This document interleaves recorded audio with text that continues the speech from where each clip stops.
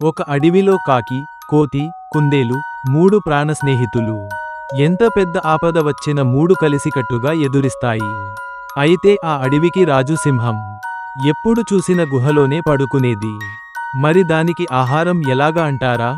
ఈ 3 స్నేహితులైన కోతి, కాకి, కుందేలును బెదిరించుకొని ఆహారాన్ని తెప్పించుకొని తింటూ జీవనం సాగిస్తుంది. రోజులానే సింహానికి ఆహారాన్ని తీసుకువెళ్ళాయి కాని ఆ రోజు కుందేలు కాస్త ఆరోగ్యంలో బాలేకపోవడం వల్ల తను రాలేకపోతుంది. ఆ విషయాన్ని గ్రహించిన రాజు ఈరోజు నాకు ఆహారం తీసుకురాలేదేం అని దగ్గరగా అరుస్తుంది. దానికి మిగతా స్నేహితులు కుందేలుకి ఈరోజు కాస్త ఆరోగ్యం బాలేదు మహారాజా, తను ఆరోగ్యం కుదుటపడ్డాక మళ్ళీ వస్తానని మీకు చెప్పమని చెప్పింది అని అన్నాయి.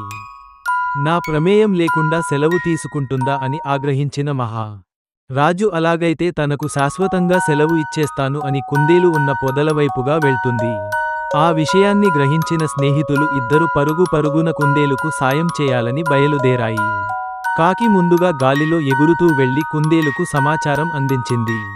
ఇంకా కోతి ఒక గుహలో తనకు కావాల్సిన ఆహారాన్ని సిద్ధం చేసి రహస్యంగా ఆ గుహను దాచిపెట్టి అందులోకి ఆ కుందేలును తీసుకెళ్లి దాచి ఉంచింది.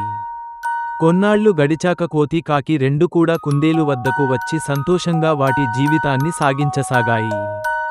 మిత్రులారా, మనం కూడా ఈ కథలో ఉన్న జంతువులలాగే స్నేహితుల్లాగా కలిసి మెలిసి ఏ ఆపదనైనా ఏ పరిస్థితి అయినా కలిసికట్టుగా ఎదుర్కోవాలి.